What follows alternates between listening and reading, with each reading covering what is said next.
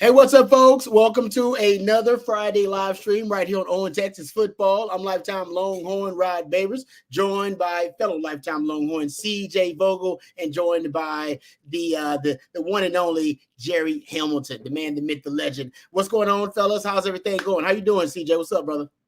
Good, man. It's Friday. Hard to complain on a Friday. I'm getting my windshield fixed. I'm excited. We got a scrimmage to talk about tomorrow, so things are looking up right now.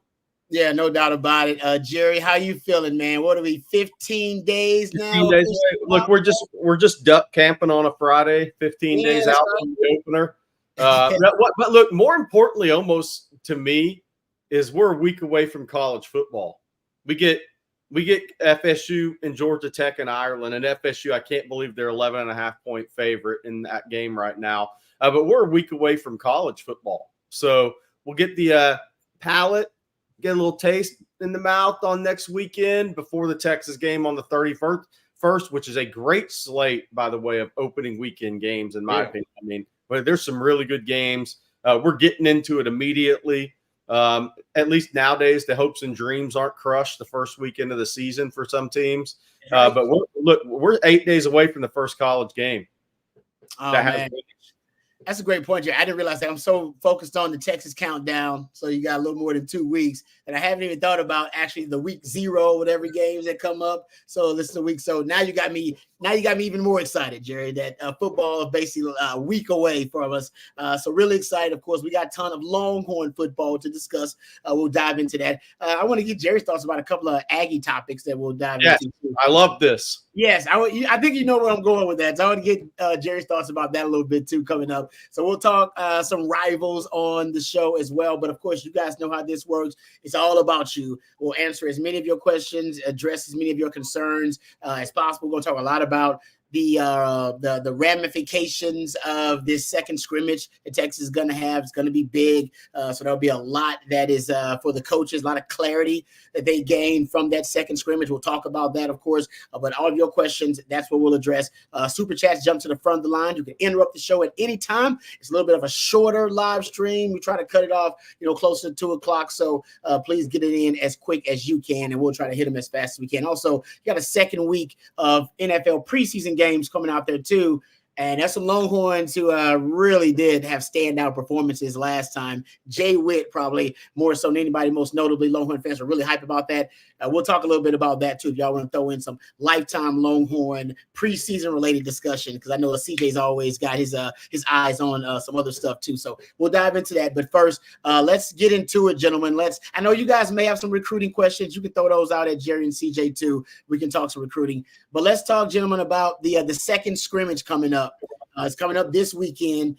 Let me just ask you this. I guess this is the most obvious question. Are they going to bubble wrap the running backs for the second scrimmage? Man, it's been a physical fall practice. That will be interesting to see. I think I don't know if you can in a scrimmage, Rod. I mean, you've been through this. I mean, and get the questions answered the staff wants answered. I think you got to roll with it. Yep. It's tough. Like, you should, right? You'd sit there and you see the running back situation and you're like, we can't lose another one, right? That's not a position in which you can enter the season with 3 guys down from what was expected to be a very deep, talented room. But I think if you do and you make those running backs off limits, you're doing a disservice to your defense, right? Those guys need to understand what it's like to hit somebody, to follow through with the tackle. Otherwise, you're probably going into Colorado State, who doesn't run the ball too often, and then Michigan the week after, maybe a bit, out of sorts, to not have that true physicality, that those reps of tackling and getting a ball carrier to the ground. Michigan's not a team that you want to have guys have extended, rushing attempts on, because that will wear and tear on defenses just as it will on the running back. So unfortunately, I don't think you can, to Jerry's point. Those guys need to understand what it's like to be hit, but on the other side, defenses need to get in the rhythm of fully taking a guy to the ground and completing a tackle before anything else. Now, to the point, Rod, does Jaden Blue only play 7 or 8 or 10 snaps? That's what I was going to say. Can I at least get a pitch count? Can I get a pitch count? Can I get a snap count? Look, I would think the pitching coach is coming out pretty quick to make the move on the number 23 Saturday. Yeah, I was gonna say, then if I see Anthony Hill out there, knocking guys' blocks off, I might pull him a little quicker. Like, all right, you know what? Come on back. Anthony Hill looks like he's in the kind of mood. But I don't know. I know Longhorn fans are a little bit, anxious about that topic and subject. And we talked to Coach Shipley about it on the winning drive, and Coach Shipley said straight up, you need to take the necessary precautions with your running backs right now. You're at least your top guys, your frontline guys. So maybe that is, a pitch count. Maybe that's what you're, because he also brought up, it's almost unfair, like you said, CJ, to the defense. They don't get a fair look. They're trying to get better too. As a team, this is what these days training camp is all about. So here's another piece to it. I mean, look, the running backs are different, right? Jaden Blue's entering his third year. He doesn't need as many snaps. But Jarrett Gibson needs snaps. Yeah, you know. Yeah. He needs, they have to put him in the situations they're going to put him in on Saturday under those same situations. They've got to have Colin Simmons and Trey Moore come screaming off the edge and him have to pick up that pass pro. That's right. So you can't bubble wrap Jarrett Gibson because you got to get him the experience. He's on the accelerator now. No, you're right about that. It's a good point. I mean, the only way you get better is reps. So you got to get that and live reps, right? The more live, the better for those guys. So it'll be interesting to see when we come out of that scrimmage what it looks like in terms of the snap count for the running backs and what guys they move over there. So that's another question about the second scrimmage, and we'll get into some of the other positions, of course, but running back is top of mind. Guys, are we now pretty settled on who's switching positions, or at least going to contribute to some of the running back snaps as well? Is it just who you thinking, CJ? Is it the guys that you reported earlier? Yeah, you have your three running backs. You have Jarrett Gibson, Trey Wisner, Jaden Blue. Earlier this week, I reported that it's going to be Juan Davis and Ryan Niblett that get some looks in that running back room as well, right? Guys on the offensive side of the ball that are familiar with having the ball in their hands. It makes sense. They provide two different types of skill sets for that running back room as well, right? Juan Davis a little bit bigger, has that that history of playing quarterback at the high school level, has the ball in his hands often there, has made head waves all the way dating back through the spring as a guy that not only Sarkisian or Ewers, but basically everybody on that offensive side of the ball has pointed to and said, yeah, watch out for him this year. So it'll be interesting to see what kind of role he's able to carve out. When you lose a guy like CJ Baxter and you look at the rest of that running back room, you don't see a big body there. So it makes sense if he's a short yardage guy, maybe someone that you throw in on the goal line if need be. Of course, the speed of Jaden Blue makes a lot of sense to hide behind the offensive line and then just poof, right up the gut, if you will, as well. So it'll be interesting to see what his, kind of usage is in the second scrimmage here. And then Ryan Niblett again. I think he provides a pretty interesting role out of the backfield. Very similar in my eyes to Trey Wisner, right? Maybe not a guy that you can hand the ball off to 10 to 15 times, but he provides a different set of skills because of his frame and the way in which he plays football, right? With the ball in his hands, he's very quick. He makes very, decisive cuts, I would say, with the ball in his hands. You saw that at times in his high school tape. He'll also be a threat out of the backfield, which, for anybody that's watched the Sarkisian offense, he knows one of the most valuable things he can do as a play caller is to get his running backs or his playmakers out of the backfield, the ball in space. So that'll be something I'll be keeping a close eye on. I'm not sure we're going to see it a whole lot, right? You still have your three guys that you feel good with at the moment. But if you're going to go down the route of getting these guys comfortable and familiar with the running back spot, you might as well have some sort of packages dialed up for them in the second scrimmage, again, in a way to preserve Jaden Blue and Trey Wisner and Jarrett Gibson, but also to get these guys familiar with what it's like on a down-to-down, play-to-play basis at the running back position. Like that. I like the Juan Davis thing. I think you can be creative. I think he can be kind of your modern, progressive, new age fullback. The way Shano uses Kyle Juszczyk, he can have some of that type of impact on the offense. So I really do like that one. And you're talking about the different skill sets you want to have, the variety of a skill set you want to have there at the running back position. All right, let's move on to some other different positions other than running back that have a lot to prove in that second scrimmage. What position, Jerry, in your opinion, has the most to prove? If the coaches are looking at the performances in that second scrimmage as something that is going to really determine reps, determine snaps, determine, starters, what position has the most to lose in the game in the second scrimmage? Well, I think you start at wide receiver because I think they're trying to figure out the rotation How do each of these guys play together, could play off of each other well. But more important than that, who are Quinn and Sark on the same page with? I think that's the biggest thing. Where are these guys? Where are the newcomers out with? Where are they at in terms of route recognition? Because last Saturday in the scrimmage, there was some hits or misses there, right? And so where are they at now in scrimmage too? Because that's going to be a big determining factor headed not into just Colorado State, not Colorado State, but the Michigan game, or being in the right place at the right time is going to really matter for timing in the passing game. You can get away with some errors against Colorado State maybe, but I really think this is a big scrimmage for the wide receiver position. I continue to be told that DeAndre Moore is probably the guy that Quinn maybe has the best connection with right now, but he's not going to be your big play guy. But I think there's a sense that every snap, Sark and Quinn know where DeAndre Moore is going to be, and that's the right place. And Rod, you know how important that is, right? Yes, interceptions are made easy when wide receivers run the wrong routes. And don't have the correct timing. So I think that's going to be big. I'm also kind of looking at the safety position in terms of, look, there's been a lot of guys running with the ones throughout the fall camp. Mm-hmm. Is Derek Williams ready to take that next step? Because one of my keys for this season, Rod and CJ, is which year one to year two players make the big jump in college football that a lot of guys normally make. Anthony Hill and Manny Muhammad are. We thought Cedric Baxter would. The staff certainly thought he was prior to the injury. Derek Williams is a guy they need to make that jump.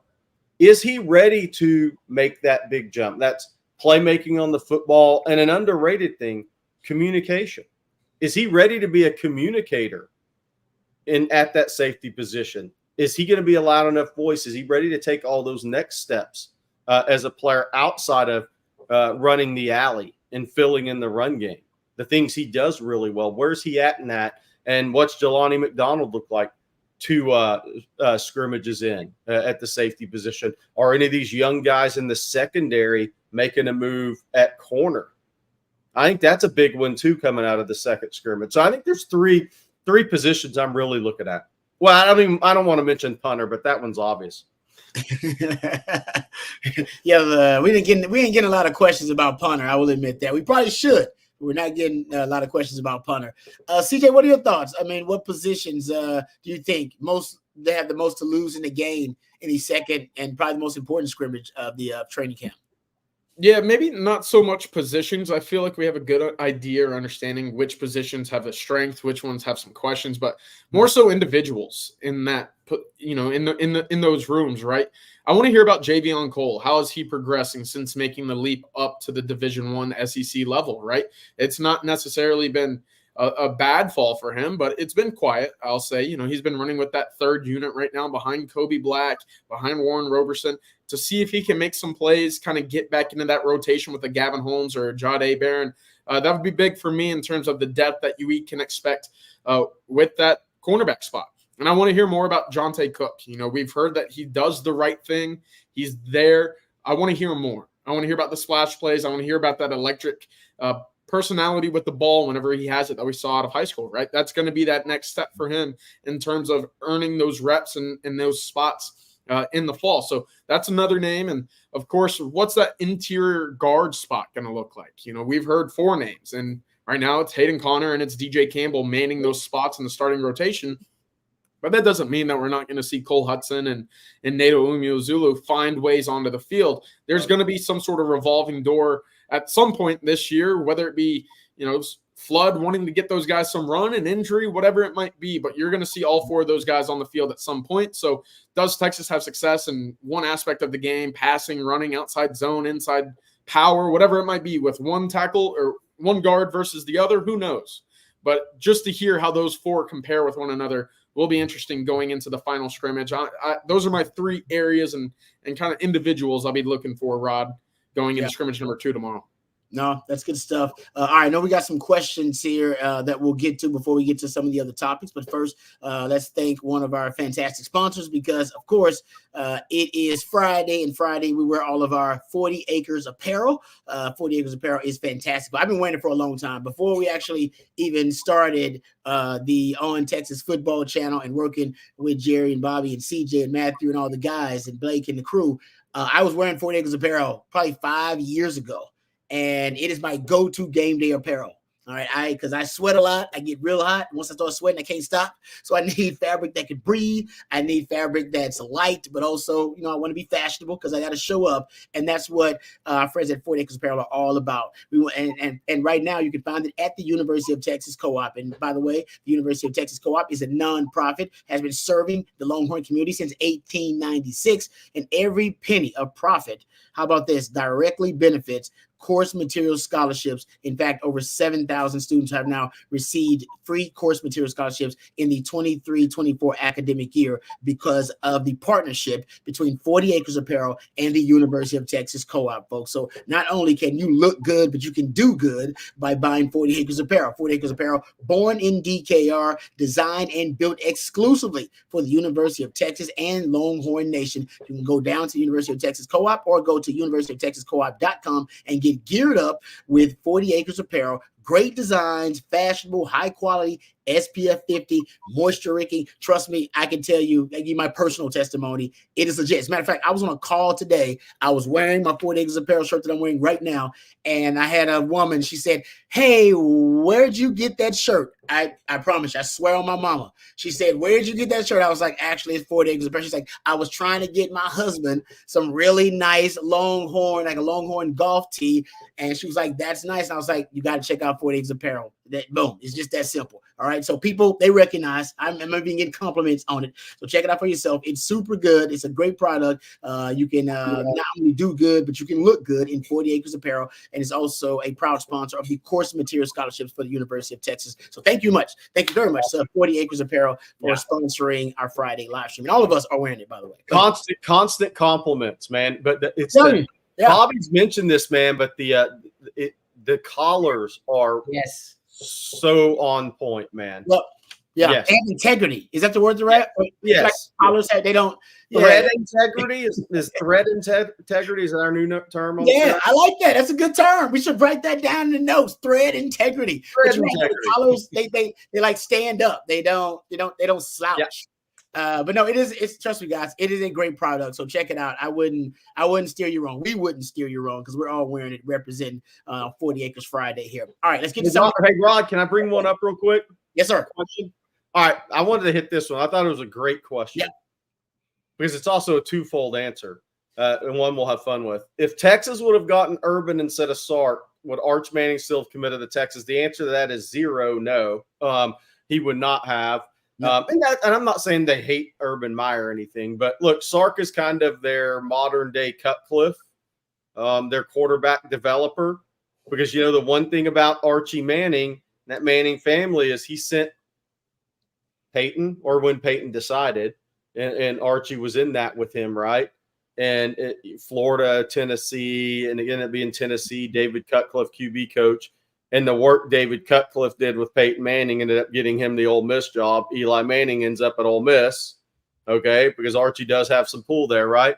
So, no. I think Sark, being close to that recruitment, no. I think Sark was Arch obviously liked Texas, wanted to be at Texas, but I think it's safe to say if Tom Herman was the coach at Texas, Arch Manning wouldn't be at Texas, right? I mean, there's pieces to this.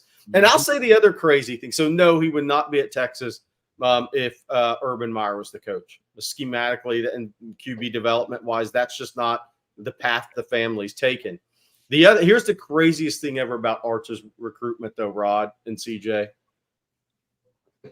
If the rumors were true, and they were all rumors and it was all BS, but let's just say Arch Manning had entered the portal in the spring, and it was never going to happen. Dabo would have said, "No, we don't take transfers." Well done. Can you imagine being so set in your ways that you would turn that down because you don't take a transfer? It's crazy. Out of the portal. I don't know what's going on with Dabo. I have no idea what's going on with Dabo there, man. It ain't going well. Ski Break says Urban would have had his hand in the cookie jar on 6th Street year 1. Yeah. I will say that if Urban had come here, there would have been some kind of scandal, I feel like already. I feel like there would have been a scandal already. I just do. Urban, think about it, this guy went to the league and started kicking kickers. Like literally. He was like kicking kickers and doing stuff, like went into the league and was an absolute disaster. Not necessarily because he couldn't coach, but because more about his ego. And I think his ego would have gotten in the way here. Sark's not an ego guy. Like Sark had his ego. He had his ego hit a long time ago, right? So a lot of people talk about how humble Sark is and how for him that he's so relatable to the players and he tries to get on their level. I don't think ego is a part of his formula. From what I hear, ego is a big part of what Urban Meyer is all about. Hey, Rod, can you imagine that B.J. Johnson interview if Urban was actually the head coach at Texas? Oh, man. Do we remember the number B.J. said? Or was it just a bag? I don't know. Yeah. It was just a bag. Y'all got to go back and check out one of the old shows. I'm not going to bring it up. My man BJ probably does not want us bringing it up, so I won't bring it up. All right, let's get to Aloha Traveler here. Thank you very much, guys, for the super chats. We really appreciate you guys. Aloha Traveler says, aloha, fellas. I just can't wrap my mind around why Ohio State has so much success recruiting the top players in Texas. Offense, defense, doesn't seem to matter. How can Texas equalize what Ohio State is doing? All right, gentlemen, what's the deal? Win consistently, consistent one. Winning. It's win consistently. Continue to have guys drafted in the NFL at all positions. Because look, I mean, there's 3 programs that can be an issue with you in recruiting if you're outside of these 3. Now, that was Alabama under Nick, so we kind of put them on the sideline for a second, although Kalen Boer's recruiting well. It's just different because Nick, the reputation, the resume, and all of it. And then there was Georgia under Kirby. And then there's Ohio State. Clemson was there for a little while, but we've already talked about that. But those 3 schools, up until Nick Saban retired, and I think DeBoer's going to win a lot of games at Alabama, but it's still different. Those are the 3 schools that you had an issue with, just like Justin Williams and Joseph Jonah-Ajonye last year going to Georgia. I mean, all those defensive players, the 2 national titles, the draft picks, the awards, all the things that come with it. Ohio State, I mean, look, Nick Saban and Ohio State have stood the test of time over the last 15 years of college football. There's not really down years. There's not really situations in which that would cause kids to stop going there. And look, I think the one thing about kids in the state of Texas, or any state, it's no different than Texas going to Florida and getting Cedric Baxter and Jarrett Gibson, right? If this was, Rod, you know this, if this was the 90s when you were being recruited, late 90s, and Florida State and Florida were on top of the college football world, Jarrett Gibson would be at Florida and Cedric Baxter would be at FSU. Pretty much. And but then the other piece is, some kids just want to get away and do something different. I mean, at the end of the day, and if they want to go away and do something different, if they have the scholarship offers from the 2 or 3 best programs in the country, they're probably going to head that direction. Yeah, I mean, they play for championships, they play for the playoff, and they send guys to the league. You know, that checks 3 big boxes there, right? I was looking at it. They haven't had more than 2 losses in a season since 2011. Talk about a good run right there. They've gone 11-2 the past 3 seasons, and all of a sudden we're talking about their coach being on maybe the hottest seat in all of the country coming into the season if he can't beat the rival. You know, that's the standard at Ohio State right now, and it's been built over a decade plus, right? You know, they've not been outside of the top 10 in the AP poll in over 10 years. So, you know, Texas celebrating 11 guys going to the NFL, going to the college football playoff. That's great, but that's building block number 1 in which you have to continue that momentum. You have to continue that success on the field, and you darn sure have to come into the SEC guns a-blazing, set some sort of exclamation mark on your first year in the SEC to continue that momentum and make sure it wasn't just a 1-year kind of spin-off, if you will. Yeah. So that's the difference. That's why Ohio State, they're a national brand. They'll recruit everywhere. Just outside of Ohio, California, Florida, Texas, 100%. They have success everywhere because your kids relate. You know, it's almost synonymous with development and winning right now, similar to what Alabama was under Nick Saban, because they've had such success on the field in the past and sending so many guys to the NFL at every position, basically, except for maybe linebacker, I would say. You know, defensive lines, you have the Boses. You have the wide receivers, plenty of them. Marvin Harrison being the most recent. DBs. You know, even Eli Apple you can point to. The thing Ohio State has for them in their recruiting pitch is no matter if it was Urban Meyer that had connections to the Bosa family, they've got guys they've been a national brand for a long time in recruiting. The Bosas are St. Thomas Aquinas. Eli Apple, who CJ mentioned, he's a Jersey kid. I mean, CJ Stroud, Rancho Cucamonga, right, was a high school quarterback of Silas Bolden, for those that don't know that. And they're like buds. They grew up together.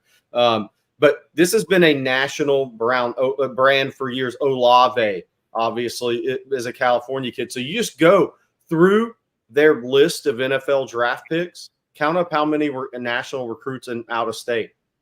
I mean, there's a lot to them from a recruiting standpoint. They're competitive in NIL, very competitive in NIL. And Rod, speak to this because you went. I feel like I'm a broken record on some of this stuff, and people are like, stop saying it. Explain though that cool school does exist in recruiting. Oh yeah, there's no doubt. The cool, yeah, no, man, it's cool is currency in recruiting. I mean, it really is. I mean, that's why Dion can recruit at Colorado because he's cool. And he's got to make that brand cool. And Mac did it too. I mean, Mac knew that, right? Mac, when we first got to Texas was a Reebok school. And part of the Mac Brown recruiting pitch, who came from North Carolina, so kind of knew the power of the Nike brand and everything, he kept telling guys like, hey, don't worry, we'll be Nike in a couple of years. All right? We'll be Nike. All right, we're not going to be Reebok because, you know, that – these days people do it with flashy uniforms, but you got to think Nike at that time, and that was the cool brand. It still is a cool brand. But Mac knew that factor, so he used that a little bit, and he would tell the guys that. And I think Ricky helped Mac out with that. Ricky, say what you want about Ricky Williams. I mean, he was a rebel with a cause, but Ricky was cool. Yeah. Ricky Williams still is cool. Like, even to this day, Ricky is still cool. He still got the cool factor working for him. Not everybody can keep cool when they're in their 40s, right? And Christos at 50. Not everybody can keep that. Ricky does. He's had it naturally all the time. And he brought, in my opinion, as a teenager back then, been recruited by Texas, he made Texas cool at that time. Like I didn't see, I thought I was going to, Florida State was cool at the time. Even Colorado had the cool factor with the uniforms, and they had a swagger about them. There were some programs that had the cool factor back then, but honestly, guys, it wasn't necessarily Texas. And Ricky helped them out with the cool factor, and so did Mac, because Mac understood the power. He understood that cool was currency in recruiting, and that's why I think it was a big part of Mac's pitch. And you know, Tim Brewster was a part of that too, because Tim Brewster was who I call the Ric Flair of recruiting. He always understood the cool factor, which is why Brew always wanted to be cool. I think the reason that Brew's probably not recruiting was because Brew's like, you know what, finally I'm outside of my cool factor. I'm done. I don't know what Brew is. Brew's probably in his 60s or so. He's like, I'm probably not cool. But when Brew was recruiting in his prime, that's why he can get a VY. He can go recruit for A&M and Florida State and whoever, because cool is currency. If you got that factor, you can recruit for anybody and you can recruit anywhere. Dion's showing it right now at Colorado. Rod, what you said is so underrated, but it's underrated in multiple sports. Look, when Rick Barnes got to Texas, that was in that Reebok Nike transition, right? But I'm here to tell people I was extremely close to this recruitment. And anybody that looks back on it and followed it, Kevin Durant's not at Texas if they're not a Nike school. He was locked in Nike. He was going to sign Nike for his endorsement deal. A lot of that stuff was done ahead of times, even those continued negotiations and Adidas and people try. But that came down to 3 Nike schools, Texas, North Carolina, Connecticut. It was going to be Nike. And there's been multiple recruitment, basketball more so. There's been multiple recruitments that players that have been drafted that came to Texas that would only be at Texas because they're a Nike school. It matters, man, especially in the shoe game. It matters. It's that basketball. That's a good point. So Matt can take some credit for getting Kevin Durant things. What you're telling me? Yeah, he'll take it. Yeah, Katie's a great kid from a great family.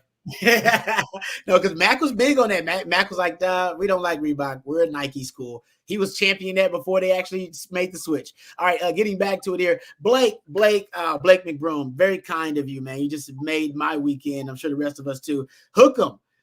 From Saxe, Texas. Appreciate all of you guys. All of you guys do for us. The three of you guys are legends. Thank you very much, Blake. Thank you, Blake. I don't think of myself as a legend at all, but Jerry Hamilton is a legend, actually. Jerry discovered Rod Babers before he was the first person to ever rank me on any recruiting rankings or any board. It was my man, Jerry Hamilton. So, hey, that's why even to this day, hey, that's my dog. That's my dog, man.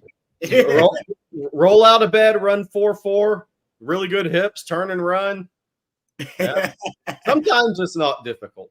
Hey, man, I appreciate that, Jerry. UT boy, also appreciate you. Thank you, UT boy. Ain't nobody scared of Ryan Day. Yeah, it's so weird that Ryan Day's on the hot seat. It is. You guys got to admit it's just very strange. Because other than Michigan, he has a fantastic, I guess Michigan and maybe playoffs, because I guess they won a championship. So Michigan and championships. But, other than that, he's proven to be a great coach. But there's no doubt, CJ, he is actually on somewhat of a hot seat. And I don't even know who would replace him that they would look to if he indeed lost. They say he lost to Michigan again this year. Right. And then came up short in the playoff. Are they going to fire the man? Do we really believe they'll fire Ryan Day if that's the case? Look, I got the answer. If he loses to Oregon, he loses to Michigan this year, Ohio State will go right to Oregon. Wow. Ooh. Yeah. Okay. Yep. That's a good point. I never thought. I guess you can just go upgrade that way. It is fascinating, though. The Ryan Day story is. And that's why, he gave up play calling, too. Gave it up to Chip Kelly, and which we've never seen before. We also never seen a head coach decide to take a demotion. All right, voluntarily take a demotion to go be an offensive coordinator elsewhere at the Power 5 level. That was something also that was unprecedented. So strange things, strange happenings at Ohio State. Look, LL asked a question. Is he on the hot seat or is it just public perception? Look, I think this season, we're not sitting here saying Ryan Day is going to be fired. But look, at the end of the day, I mean, there's an expectation that comes with the Ohio State job. Here's the crazy thing, though, about the people at these jobs that, maybe need to get over the hump, whatever that hump is. Man, it's going to be a lot harder in the 12-team playoff.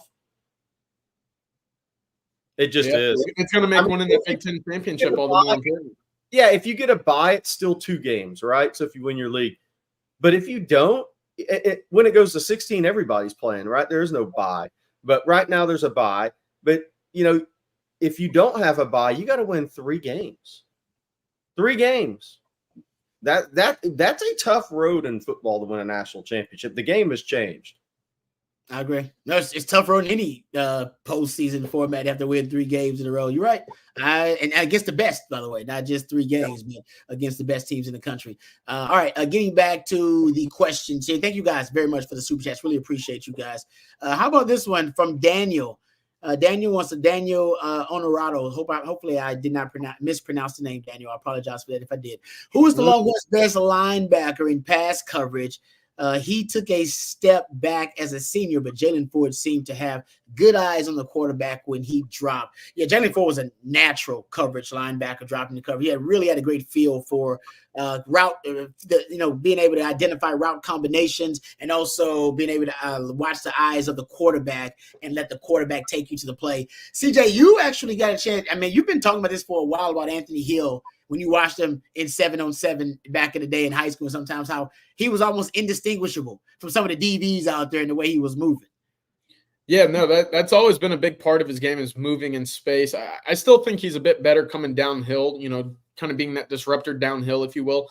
That's more of his game, but he does have that kind of innate, instincts, if you will, to play what's around him. And I think he has great awareness of routes, concepts, what's the down and distance, what are teams trying to accomplish on a given down. That's just all being a football IQ guy. Behind him, I think Leon Galafau is a guy that you could use in passing situations as well. I'm not sure yet. I've not heard enough about David Benda in terms of what he can do in the passing game. We know he's a great run fitter. He's great blitzing the quarterback. That was some of his best plays a year ago were getting downhill, getting near the line of scrimmage. I think at times he was picked on a little bit in the passing game. And again, I'm not sure yet if you didn't have it as a fourth-year senior, at what point will you have it as a fifth-year senior, right? That's one of those things where I'm not sure it'll certainly develop just because of another offseason, right, if it hasn't already. So I look at Leonga Lafau and Anthony Hill as maybe your two best passing down linebackers. And again, Jalen Ford was great. And I think that step back that we saw as a senior was one, turnover luck. I think that there were some passes that maybe quarterbacks didn't throw over the middle because they knew ahead of time that Jalen Ford was there. And we saw what happened in 2022 when he was the runner-up to the Big 12 Defensive Player of the Year. But also, he might have dropped he might have had some Rod Babers out there, some drop picks. Left some money on the field, as you would say about Coach Aquina. So sorry to hit you with the stray there, Rod, but that was some of the unfortunate, step backs, if you will, for Jalen Ford a year ago. He was always in the right spot, I thought, just maybe not coming up with the plays that you would have expected coming off the year that he did 2 years ago. Yeah. I think Leonga Lafau is the best for me in pass coverage naturally. I think even though you may not see a lot of him this year, I think Ty Anthony Smith, same. Wow.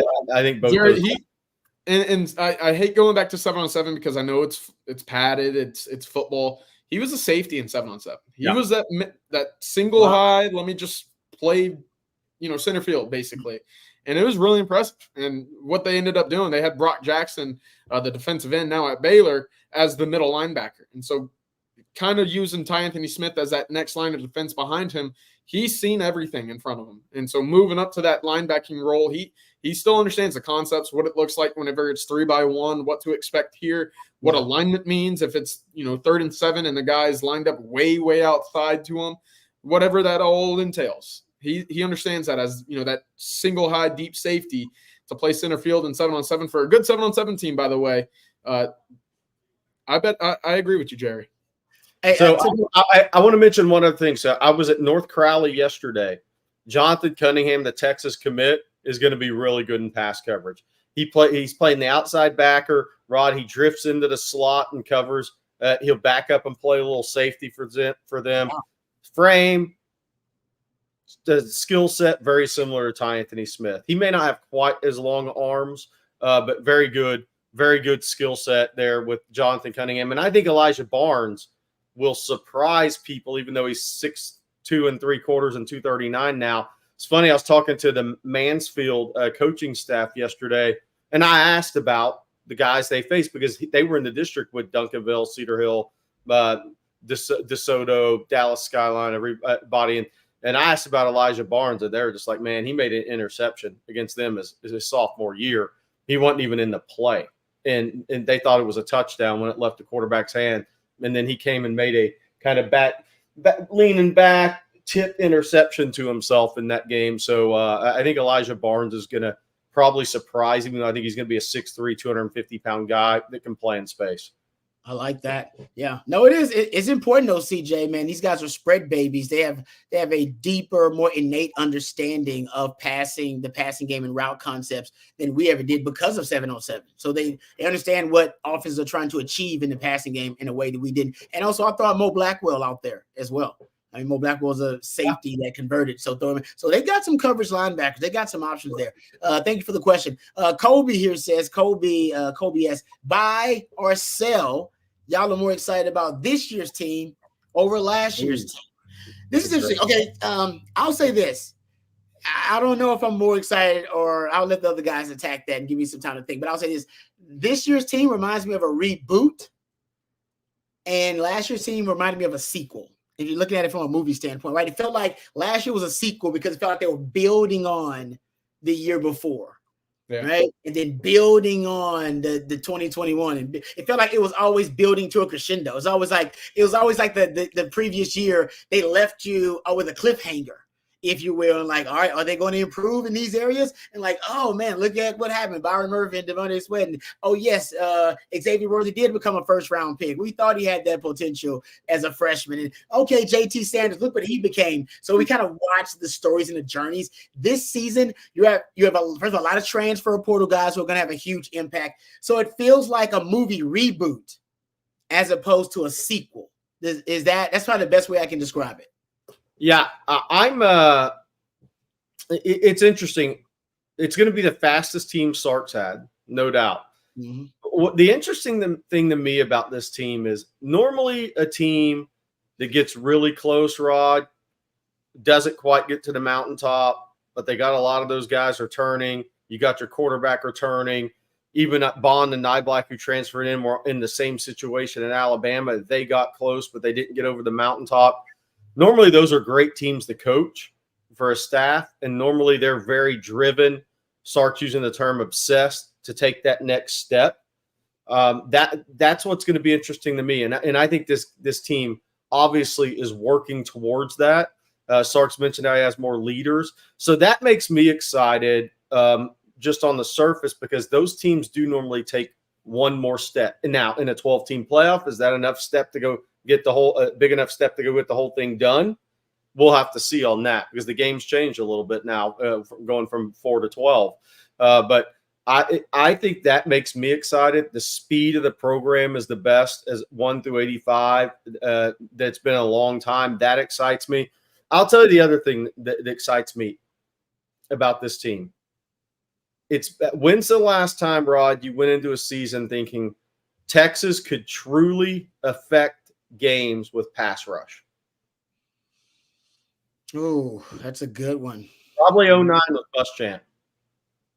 Yeah, you're right about that. I mean, I was when Alex Okafor and them were on camp. I mean, they could affect with pass rush a little bit when like Jackson Jeffcoat was a really good pass rush, right? Cedric Reed. Maybe when that was the last time. It was like Cedric Reed, Jackson Jeffcoat. What was that? What year was that? 2013, somewhere around there? Probably.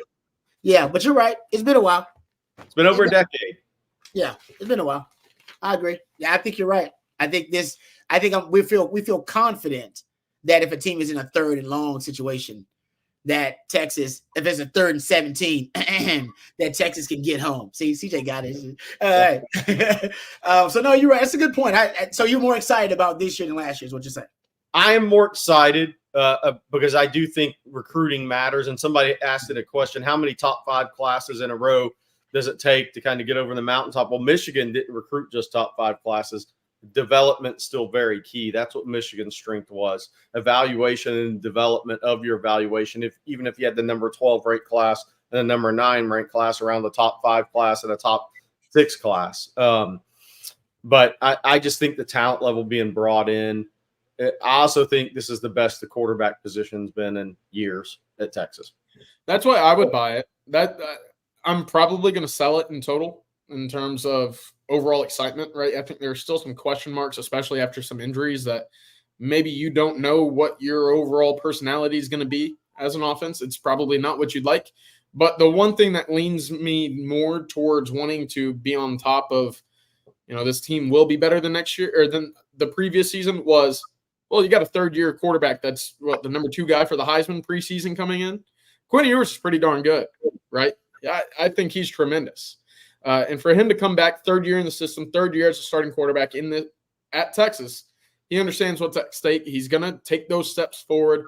We see the questions all the time. Is his body right? Yes. Is the deep ball improving? Yes. Is he familiar with his wide receivers? Well, we'll see coming into this second scrimmage, but more so, after each practice, they're getting more familiar. That rapport is building. On top of that, he's got a great offensive line in front of him. 4 out of 5 return. You got 6, 7, 8 guys that have game experience as well. So that's why I feel like you can say yes to Texas being potentially better than a year ago. I think the defense is going to be scrappier, but in the way in which you look at this defense playing complementary football with the offense, it's more suited to do so, right? The pass rush is better. The secondary is expected to be better with more speed. That's very important to me in the sense that when Texas does get up early, how are teams able to get back into games, and will you allow that same situation to occur in 2024? Well, now I think this defense makes it a little bit more difficult if Texas gets out to quick starts. Now, Texas holding on to those leads, it's kind of twofold, right? Will they be able to run the clock out? Well, that got a lot tougher over the last week and a half. 2, if Texas is up early or doesn't get up early, will teams be able to then run the clock, dominate time of possession, and keep Texas's offense sidelined? That's the other question with this defensive line. Luckily, a lot of snaps, a lot of experience there. plenty of bodies that they can find a duo or a trio or whatever kind of combination that they need to throw out there. So it's interesting. It's a fine balance, I think. But I do lean on Quinn Ewers and that offensive line at the end of the day to take that step and keep Texas trending upwards rather than falling backwards after what was a very impressive 2023 season. Rod, I want to throw this out to you. Texas could be 10-2 this year and actually be a better team than last year. It's harder, more difficult schedule, by the way. Yep. Yeah. You could lose one more regular season game and be a better football team than last year. I agree with that.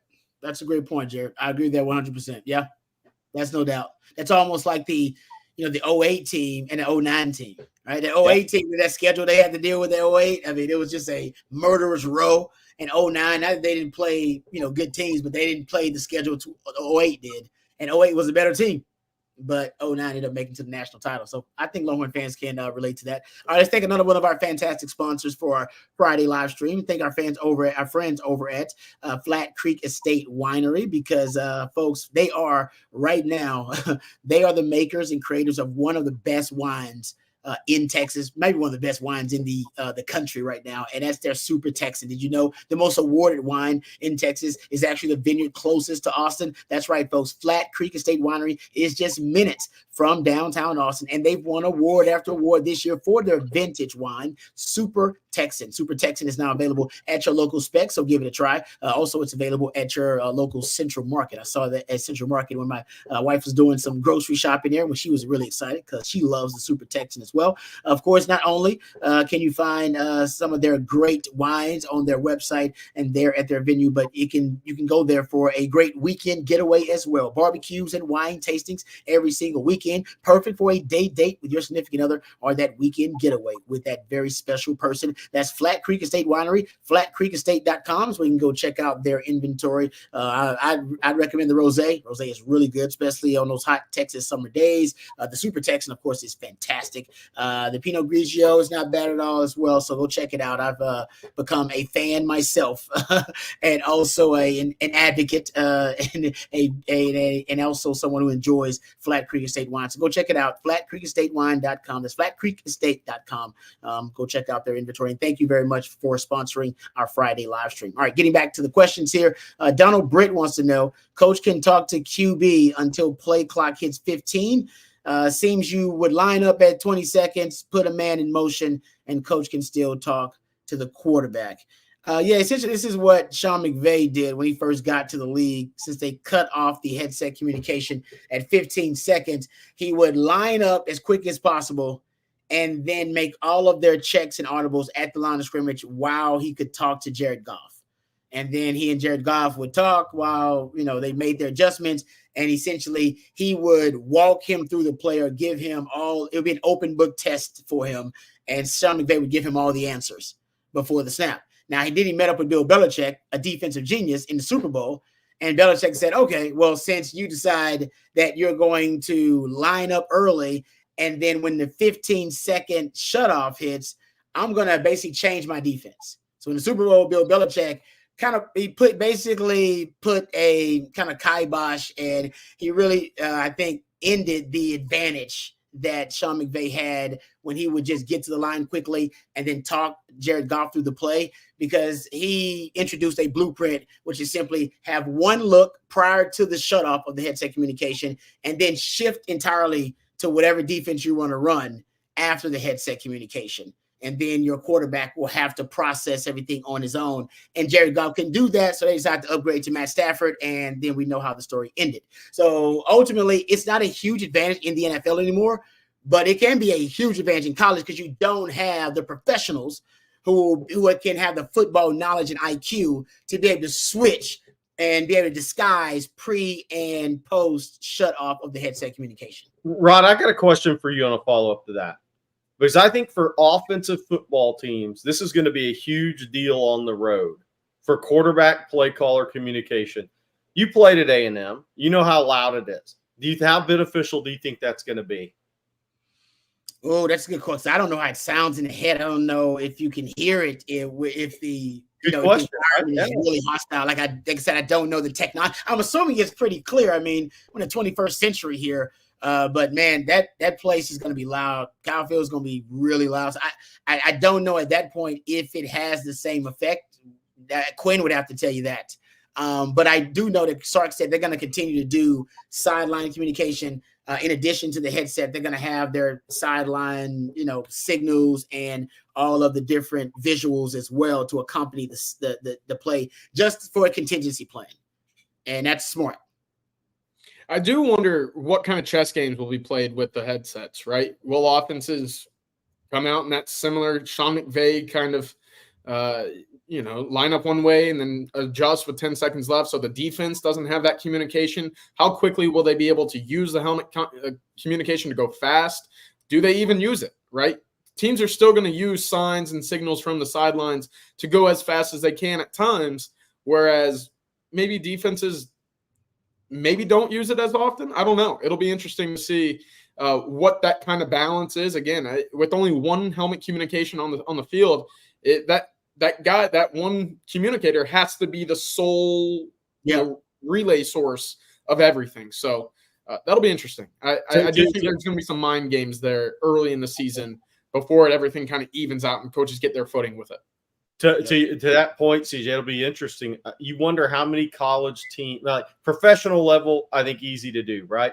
How many college teams are actually on that level to where you can play games like that, where the coach isn't more worried about I'm going to mess things up versus let's go do what we do really well. It's going to be interesting to see, because I think the professional level, it's easier to see that right now. If a college coach ever comes out and you find out he can do that, then he thinks he has a football intelligence college team that's off the charts, right?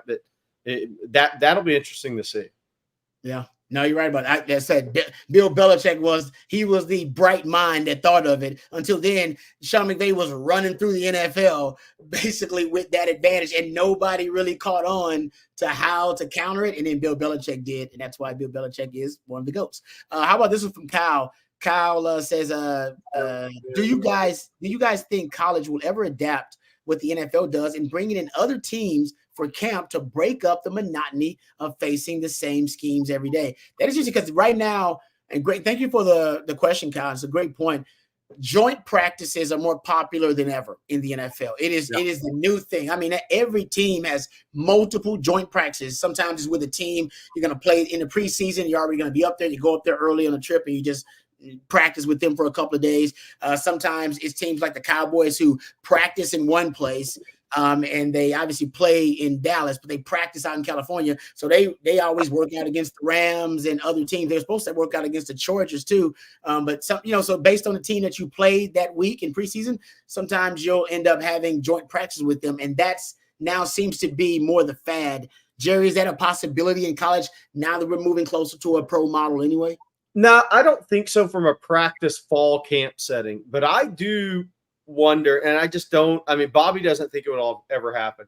I do wonder if a spring game could eventually be a Texas and bring up Texas State for a spring game. But then you're not getting to rep your players as much, probably. And then what do you do with the edge player at Texas State that's trying to make a name for himself that whacks somebody late after a play, right? I mean, so there's some things that factor into it.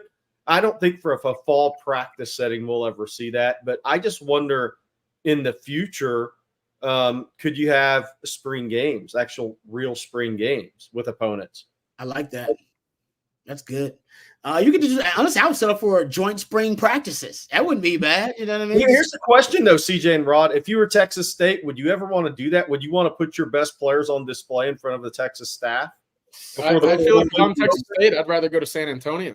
Yeah, I'd rather find someone level. If it have to be a Texas and A&M, or Texas have to find, in my eyes, at least another Division I P4, P5 caliber team. Yeah. Could you imagine the numbers to get your freshman reps against college ready guys? Right. I think you're going to have to match up with your skill level, and at that point, Jerry, we hear about it all the time in the basketball world when teams kind of make those secret scrimmages, and the reports come out that Texas beat Gonzaga by 30 in the scrimmage, and everybody's like, "Oh, Texas is looking good this year." And then everybody else in the world is thinking, "What's going on with Gonzaga?" right? You know, those reports are going to run rampant as well.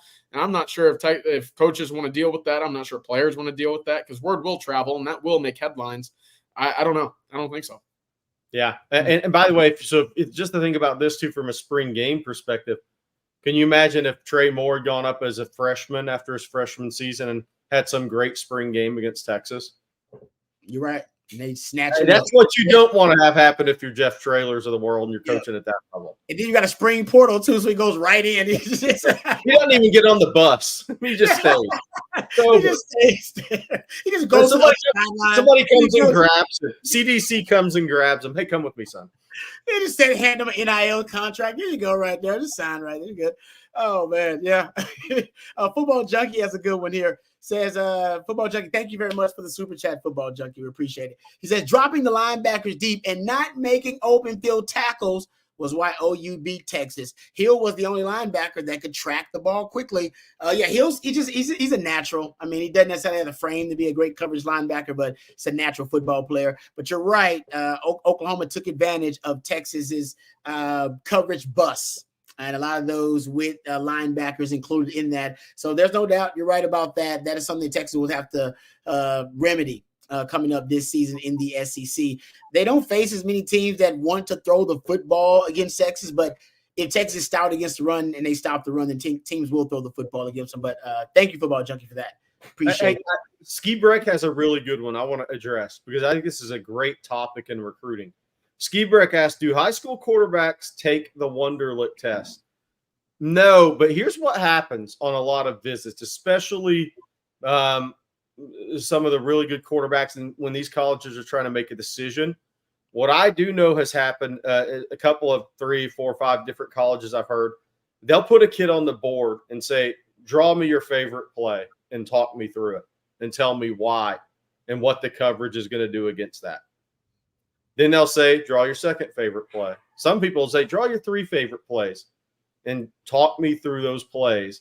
Talk to me about what coverage would work against that, what you'd be. So in a way, yes, but it's more on the board.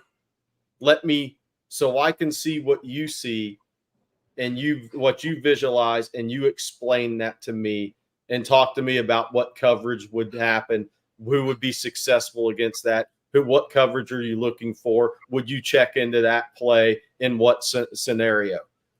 That's the closest thing I've heard to it. I don't think Wonderlic test on the high school level, but I do think there's putting these guys on the board and having them talk it up.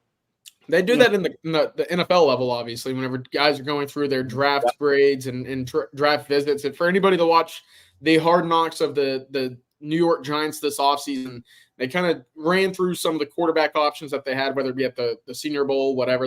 I believe it was Jaden Daniels that they brought in for a pre-draft visit. And I remember they said that exact thing. It's like, hey, go draw your favorite play, take us through your mindset, and then, what to look for out of the coverage. And he gets up there, he starts squeaking around with the marker, and he draws his favorite play, and he goes, all right, so what's the read? And I believe he turns around and he just goes, touchdown. They start looking around like, all right, hold on. Not the answer we're necessarily looking for, but that was one of my favorite parts of that show. But that happens. It's going to happen at every level, especially at the quarterback spot. So if you can explain why you're ending up with a touchdown, you're probably going to end up with some more bonus points there. I'd say that. That is fantastic. Hey, Rod, talk about this too. I'm sure you knew it in your defensive back room. Something we never talk about, but I think it's really underrated from what a position coach has to do. Not all of the DBs at Texas were visual learners. Some were audio learners when you were there. I'm sure you recognize that. Yep. Kind of talk about that. Like the communication is different. So one of the big things in quarterback recruiting is audio versus visual learner. The coaches that are recruiting these guys are trying to figure that out. So, because I'm sure you knew guys, y'all weren't all the same. Some were audio, some were visual. How did you notice Akina attacking that different from player to player if they were different, or do you not notice it at that age? I think the key to that, no, I think Coach Akina actually talked about that's why you're a teacher but you're in a different classroom, right? It's all he talks about. He's like, I'm a teacher, but my classroom is the football field, and we come in here and we can discuss it. That's why I think it's important to have, just like in any classroom, you go to a college class, and what do you have? You got study groups, right? You got study groups that happen. The study groups are important in a football position room, because the guys who are different types of learners, who have been there longer and mastered it, they can help the guys who learn in a similar way that they do. He's like, oh no, man, trust me, I never got what coach was doing on the dry erase board either. I had to see it on film. And that's why, you know what's going to help that, by the way, Jerry? And now you can have the tablets on the field, on the sideline.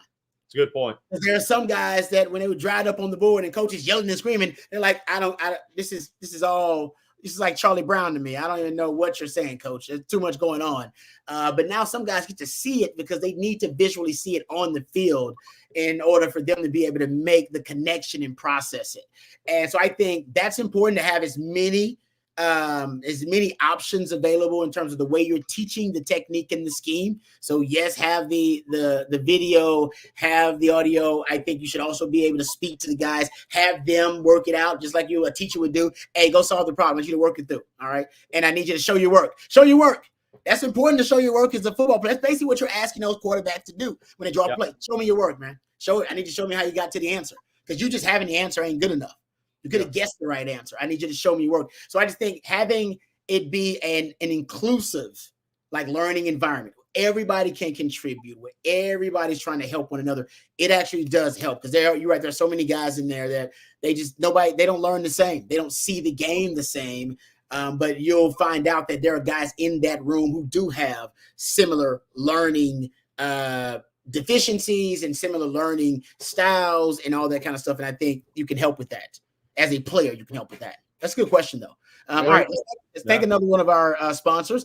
We got to thank our good folks over at the 40 Acres Apparel, and that's what I'm wearing right now, of course, 40 Acres Apparel. And it is my go-to game day gear, folks, no doubt about it. The University of Texas Co-op and 40 Acres Apparel have teamed up to bring you the best game day gear possible. The University of Texas Co-op, of course, is a nonprofit that has been serving the Longhorn community since 1896. Every penny of profit directly benefits course material scholarships. In fact, over 7,000 students received free course material scholarships in the 23-24 academic year. And 40 Acres Apparel, of course, is doing the good work with our good friends at the University of Texas Co-op. 40 Acres was born in DKR, designed and built exclusively for the University of Texas and Longhorn Nation. Go down to the University of Texas Co-op or go to universityoftexascoop.com and get geared up with 40 Acres Apparel. Great designs, fashionable, high quality, SPF 50, moisture wicking. It's just a great product, folks. It looks great, and it's for a great cause. 40 Acres, also a proud sponsor of the course material scholarships for the University of Texas. Thank you very much to our friends at 40 Acres Apparel. All right, we got a couple of questions before we end it here. And I know you guys have been, I see a couple of these questions about Cade Phillips on the recruiting trail. So I'll throw this out there. Living rent-free in UT says, with Cade Phillips on flip watch, does Texas double back on Nathan Tillman, or does a senior evaluation emerge as a target? Yeah, a lot of folks want to know about this one, guys. Cade Phillips. AJJ also says, Jerry or CJ, Cade Phillips update, please.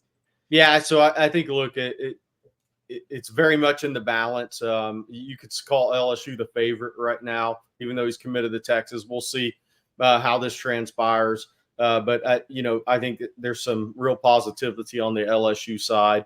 And I just think, look, he wants to go somewhere he really believes he's going to play cornerback. I think the family loves Texas. I think Cade really likes Texas.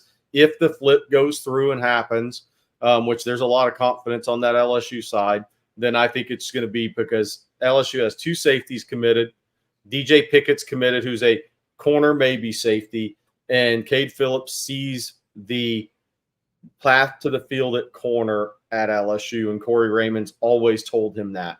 I think that would be as far as if the flip happens, when the flip happens, what happens with Texas. I think senior year evals are big. I mean, look, they brought in some guys. Devin Williams, I don't see in the Texas class. I think he didn't have the size they were looking for coming off ACL. But look, if he looks great on the field, he'll want to visit Austin. You never know. But Treston Castro's committed to USC and out of Upland, California. I'm not sure if Texas made the big push there. I think they'll continue to evaluate. Look, Texas just offered 2 D linemen out of Georgia. before first game's a senior year. So I think you'll see Texas extend some offers in the secondary senior season evaluation. I always say this, remind people of this. Xavier Filsaime didn't have an offer this time last year. He didn't get an offer until the day of the Cotton Bowl, of the Texas OU game in the Cotton Bowl. He got the offer from Blake Gideon in the car on the way to the game. So Texas will make an offer or two in the secondary senior year. Yeah, I like that. Two more questions here. One from me. Raphael Childress says, is Rod going to be doing the post-game analysis again? That was great last season. Of course I will, Raphael. Thank you for your question. I'll be doing that. And we got the in-game live watch with a whole crew.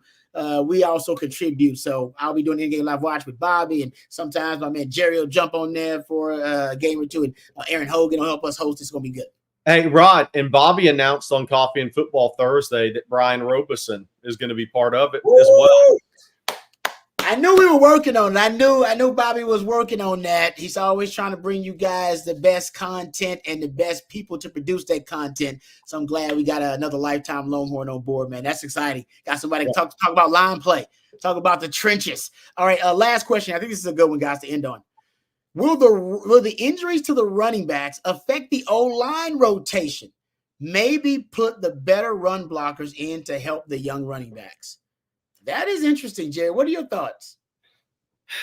I think there's going to be more of a rotation this year at guard. And that's not meaning anybody's on the hot seat losing their job, right? But I do think Cole Hudson's going to play significant snaps in every game. I think Neto's going to play snaps in every game. So I think in the past it's been the talk about, hey, we have more depth. We can use this depth this year. I think you're actually see Texas rotate a little bit more. And I don't know about Rod. You'd have to give your opinion on this.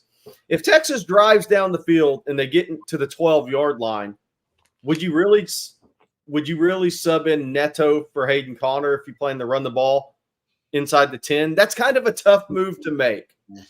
Makes you predictable. So, I mean, I'm not sure how much we've ever seen that in football, honestly, especially at the college level. As far as it's not just, okay, here comes your number 3 guard and your number 2 left guard running onto the field, and your starting left guard runs off the field. I'm pretty sure people are going to know what's coming. Yeah, it makes you very predictable, and it almost I'm with you. That makes you predictable. It makes you way too predictable. You want to have a little bit of balance still in the red zone. Now, if they're that dominant, though, Jerry, right. They're so dominant in terms of their run blocking ability that it does not matter. I remember Casey Studdard always telling us a story that, hey, there's some times basically throughout a game, if we realize that we could just overwhelm an opponent, impose our will, there are times we would toy with them late in the game and tell them, we're going to run B gap. It's coming through this B gap, man, just so you know. And they still couldn't stop it. Now, I don't. Are they going to be that dominant? I'm not sure, but I'm with you. I think that makes you very predictable to do that. So, good question, though, Rodrigo. It's an interesting point you bring up there, though, about maybe that's a way to boost the running game. So, maybe not in the red zone, but maybe in your rotation, your play calling, maybe depending on the rotation and who's in there at offensive line, maybe some of your play calling is dictated by that. I'm not sure, but I think it's a good conversation to have. I will say this. If we ever see Neto at left guard and DJ Campbell at right guard, something's going downhill. Yeah, exactly. Yeah, right, exactly. That's some bully ball stuff right there. All right, before we get out of here, my man Jerry's going to tell you about our friends at Duck Camp. But first, before we do that, let me tell you why you need to become an OTFOG. Now, it's a great time to join the exclusive Longhorn community that we're building here at On Texas Football and OnTexasFootball.com. Become an OTFOG and talk with us each and every day. Get your questions answered. Plus, there's even more news and commentary. You can join us over at OnTexasFootball.com. Become an OTFOG. If you do that, instead of that $60 a year annual subscription, you'll get a hell of a deal, just $39.95 for that annual subscription if you use the code OTFOG to become an exclusive member of the On Texas Football family. So thank you to all you guys who have become OTFOGs. We continue to expand and grow the family, and thank you guys for being a big part of it. And if you haven't, you should. But if not, hey, we still show you love because you're one of us. We appreciate all the support and all the participation that you guys bring to the table. All right, Jerry, tell the folks about our good friends over at Duck Camp. Yeah, absolutely. Rod and I have the hats. We're duck camping on a Friday. It's Duck Camp is gear made for the people that live in the moments out there, whether they're fish to catch, Emerald Bay, UT boy, birds to hunt, time to kill, football to watch. That begins next weekend, by the way, in college. They like doing all that stuff, so they built the company centered on it, based in Austin and dedicated to giving people best-in-class hunting and fishing apparel. Those of you out there look forward to the opening day of hunting season and the kickoff of Longhorn football with the fervor and excitement of a 5-year-old on Christmas morning. That's the way I felt on high school football fields, by the way, the last 2 weeks. And Duck Camp is here to let you know that from opening day to game day, Duck Camp has got you covered. At Duck Camp, they believe you can't just sit around and wait for the adventure to come to you. You have to get out there, stay out there, and make the most of every second. Here's to great seasons, y'all. Yes, hunting and football. Shop gear at duckcamp.com. All right, thank you, Jerry. Yes, Duck Camp. Actually, I got some gear coming from Duck Camp. I'm excited about. They got a new fall collection. I got a couple of shirts coming. Got a couple of hats coming. Go check it out before they sell out. By the way, go check out their new fall collection. All right, thank you very much, Jerry, for all the expertise. My man CJ had to duck out a little bit early. Had some business he got to take care of, but we appreciate CJ and all of his expertise. Matthew behind the scenes, always the real MVP. It wouldn't happen without him. Thank you to all of our sponsors. Thank you to Duck Camp. Thank you to our good friends over at Flat Creek Estate Winery as well. We appreciate them. We also appreciate our good friends over at 40 Acres Apparel, wearing the 40 Acres gear. Go check it out at the University of Texas Co-op. Obviously, all weekend long, you want to keep it tuned here to the On Texas Football channel, or go to ontexasfootball.com. Until next time, for Jerry, for Matthew, for CJ, for the On Texas Football family, hook 'em horns.